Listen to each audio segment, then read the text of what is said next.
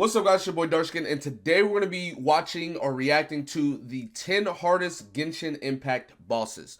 Now, this video was made by MojoPlays. This is the same people that made the top 10 best units or strongest units or whatever, and that list was horrible. Like, it was just incorrect. You know, some people were talking about, oh, well, maybe they're talking about utility, but it's like, I don't think they were talking about utility. Anyway, we're going to go ahead and get into this video, see top 10 hardest bosses in Genshin Impact. I'll tell you my thoughts and everything like that. And like always, if you guys want to send me any videos, you can obviously say whatever you want in the comments. The best way to send me videos would be on Twitter. Just DM me. You can DM me, you know, so that's the best way to send me any videos that you guys have. But anyway, let's go ahead and get into this and see what they're talking about.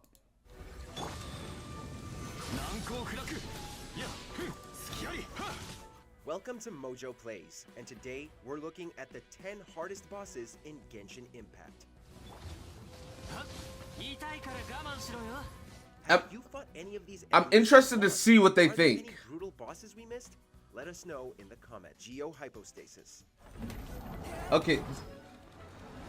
They already got Geo Hypostasis at 10, which this is the thing. Geo Hypostasis isn't so much hard, it's tedious, but I get it. Have been added to the game, each representing a particular element within Genshin Impact. I understand, right? The boss isn't necessarily the hardest to an experienced player, but it can certainly be annoying.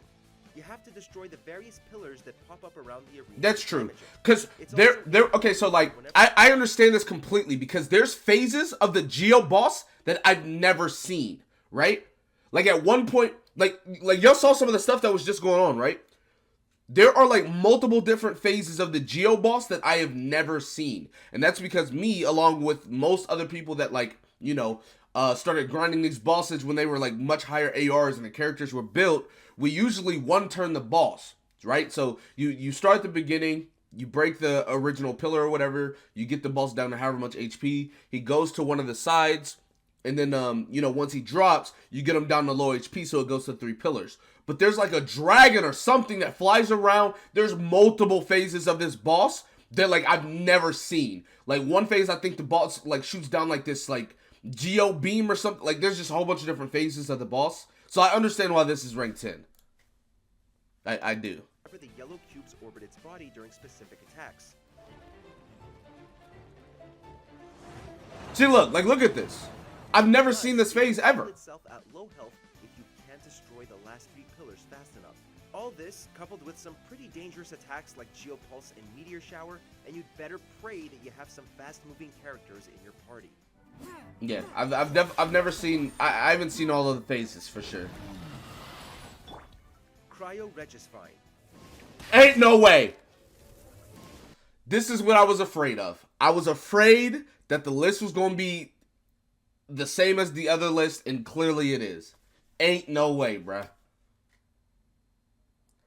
I think the Regisvine bosses, especially the Fire and Cryo one, or the first Cryo one, because there's not a second Cryo one. Anyways, these have got to be 2 of the easiest bosses. You break the shield, you one-shot them. Like, that's it. Now, obviously, if you're a newer player, I get it, but, bro, come on.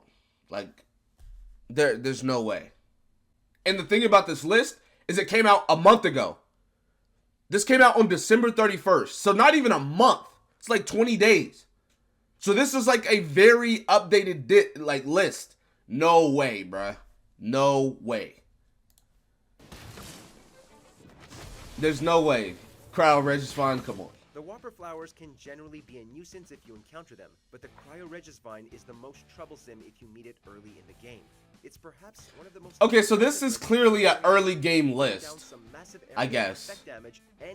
Because, I mean, even early game, this boss was not hard to... Nah, I disagree.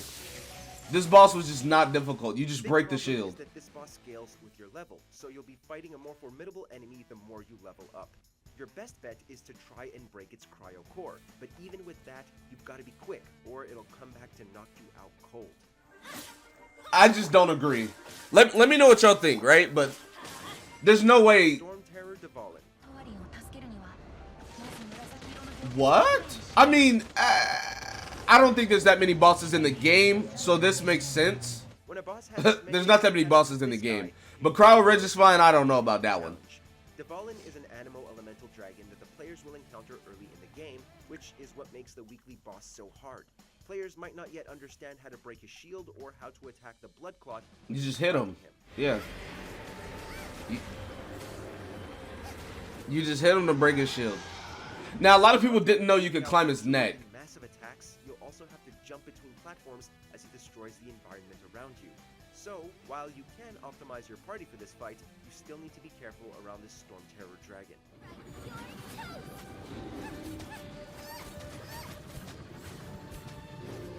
That man using this. Okay, Childe. I mean, this is understandable. While Childe might be a decently powerful playable character later in the game, his boss incarnation is 10 times that.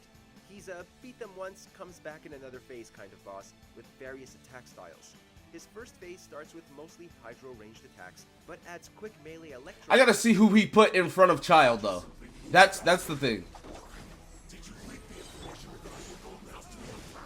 Because better watch out for the plunge because it's devastating. Beat him down hard enough, and he'll enter the there's no way he put him in front of or put Andreas in front of him.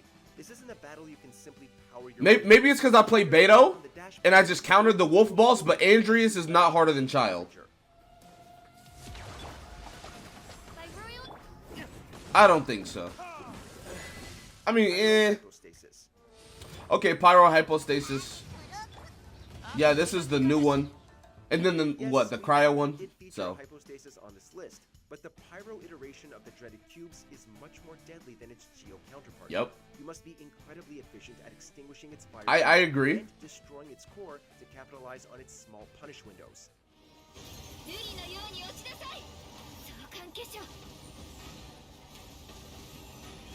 These tiny vulnerabilities were so unfair that the developers even this quality is kind of horrible. Like, it's 1080p. I don't know. Hypostasis will burn your HP away faster than you can switch to your dedicated healer. Never before have mystical quality is bad. It's not me, guys. It's the video. It's not me. Magu Kenki. Okay, this is respectable. I already know Oceanics about to be like rank 1. These humanoid swordsmen seem to kick ass and take names just fine for a malfunctioning machine. As you whittle away at this warrior's health, their attacks will become faster, deadlier, and imbued with different elements. Its ability to create a phantom self and auto parry makes them challenging enough, but they also have plenty of invincibility frames. I mean, I guess, right? You've got to time your attacks. I feel, well, to be fair, right? Like, to be fair for this whole list, I feel like Genshin bosses just aren't that hard in general. But, I mean, that's just me, right? Like, I understand it's probably a lot harder for other people. For some other people, anyway. Azdaha, okay, that, I feel like Azdaha's top 3, though. Would y'all agree? A vessel for one of the gods in Genshin Impact decides to seal you away. I feel like Azdaha will be top 3? Maybe? Are already a dangerous enemy in Liyue without encountering a primo version. But imagine facing off against the oldest and most powerful of them all. Okay, so he didn't put the primo Geo Bishop because Azdaha is basically that, but like upgraded version. So that's, I understand that. Dragon has access to every element, typically tapping into 2 during a fight. He's also got resistance on all elements, most notable on Geo and physical attacks. Regardless of who you choose, you're gonna have a hard time. But make sure you have a shielder on the team though, so you don't get one-shotted.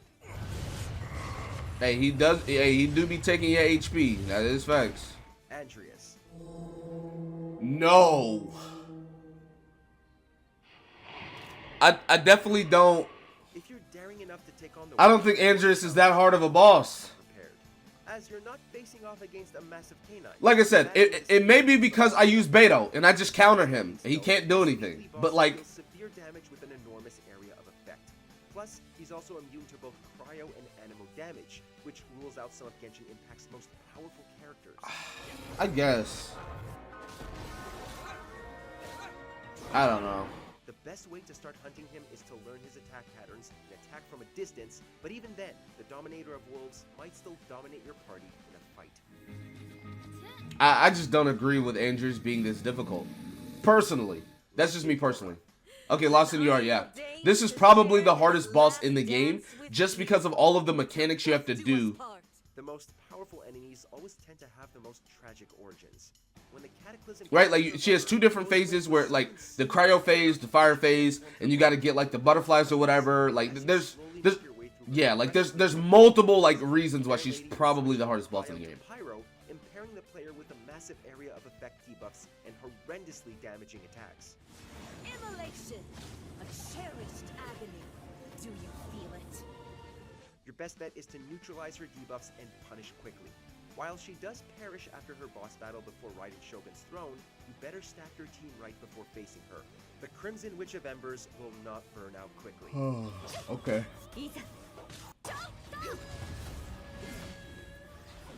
Rodea's Rage. Oh, no. So yeah, no, the hardest boss, hardest boss in the game is this. Oceanics. And this is like the upgraded version. So much hassle right? It's encouraged on guides you fight with others, you know they must be stupidly powerful.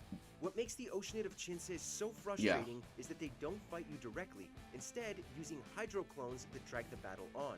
It gets complicated. I 100% agree this is the hardest boss in the game. Still, to this day. Because if you use electricity, you get shocked. While you can use Nah. Cryo to immobilize these minions, Yeah, you can. her primary form is not to be underestimated. The best thing you can do is keep well back and avoid her attacks like the Plague, which is hard enough to do when they cover half of the arena. Rodea's Rage can certainly be rage-inducing. Definitely, yeah. This is. So personally, I agree with most of this list. The only things I don't agree with is Cryo Regisvine. Just like, there's no way, right? I feel like they just did. I don't know. They ran out of bosses to pick or something. I don't know. But it like if it was on the list, it's gotta be the easiest boss in the game. Like I say that Cryo Regisvine is like easily last place.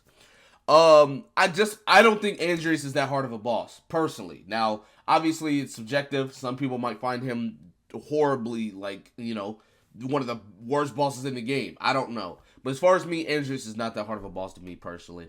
Oceanics was already the worst boss in the game before she got upgraded. So, I mean, y'all can have that. And then Lawson is obviously second place. That's fine as well. But anyway, that's going to be for this video. Like always, if you guys want to send me any videos, you can send it on, you know, Twitter. Just DM me. But that's going to be for this video. Be sure to give a like, subscribe to the channel if you're new. Comment down below. Tell me what you guys think in the comment section. With that being said, I will see you guys next time. Peace.